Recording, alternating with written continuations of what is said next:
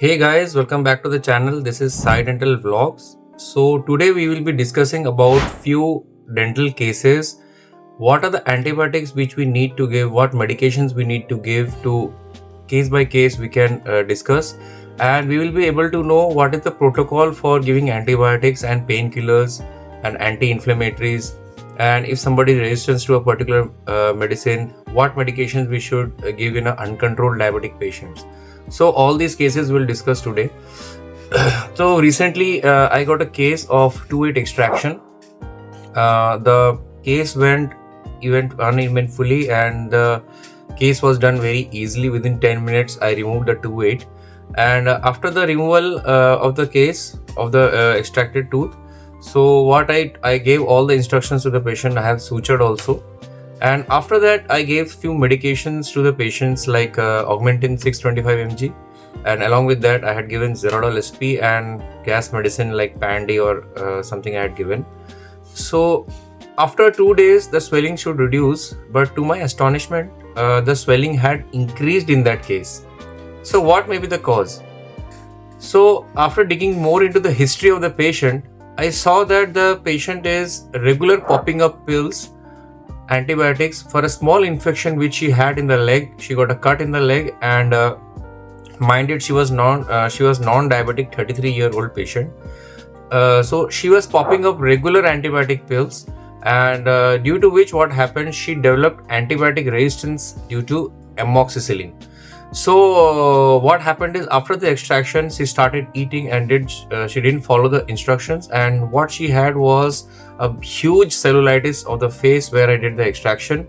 So we took out some of the pus and did the culture sensitivity of the particular pus culture, and what we found was astonishing, that she was resistant to most of the antibiotics which we use in regular life, like Ciplox, amoxicillin, ampicillin, penicillin, and third generation cephalosporins and metronidazole anaerobic culture was also done. So it was quite astonishing, because a 33-year-old female developing this kind of resistance. So just think what happens if she gets a tuberculosis or a pneumonia. She may get a multi-drug resistant tuberculosis, which is quite fatal.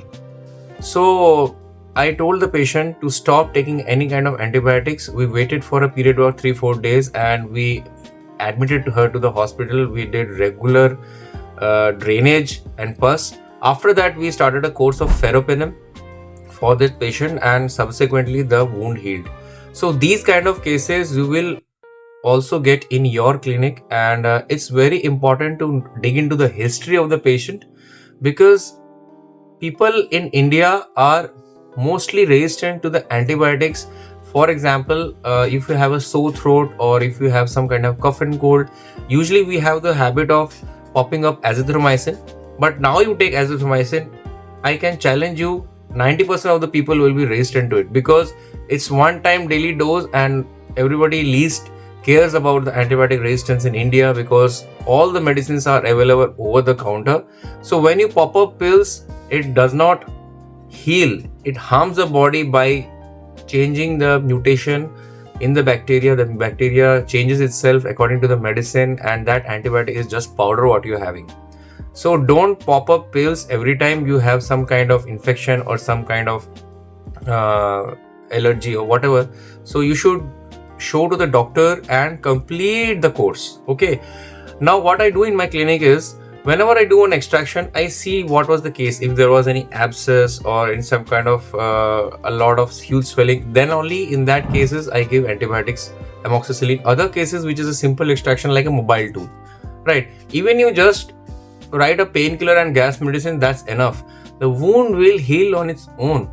We don't need antibiotics to heal the wound, because the body will do it itself.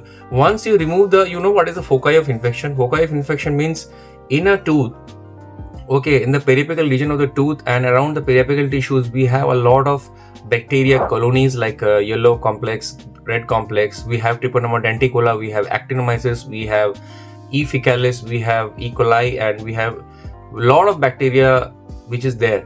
So it is all produced from that particular tooth, which is known as the foci of infection. So once we remove that particular tooth, foci of infection, all the bacteria along with that is also gone. The pus will be drained. And even if we don't prescribe antibiotics, especially we should not prescribe antibiotics to kids, right? Because kids are the precious thing of the societies, and right from giving antibiotics from the very beginning age, I've seen dentists like they are for mobile teeth also they are giving clavum syrup and clavum BD syrup.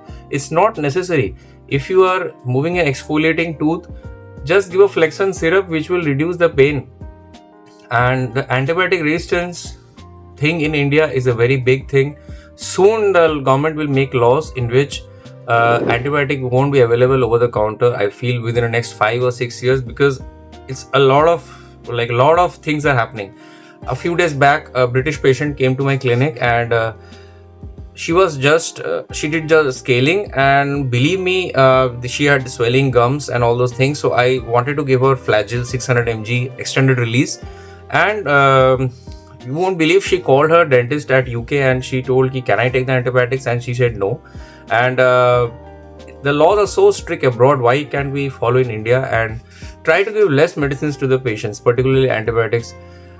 In cases where there are huge swelling, right, where the huge swelling is there, you can write an amoxicillin 625 mg 3 times for 5 days. Okay, suppose the swelling is not reducing, you can add an anaerobic antibiotic, like you can add Flagyl 400 mg, metronidazole 400 mg we can add.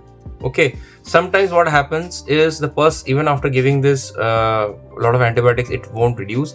So we have to do an incision and drainage, right?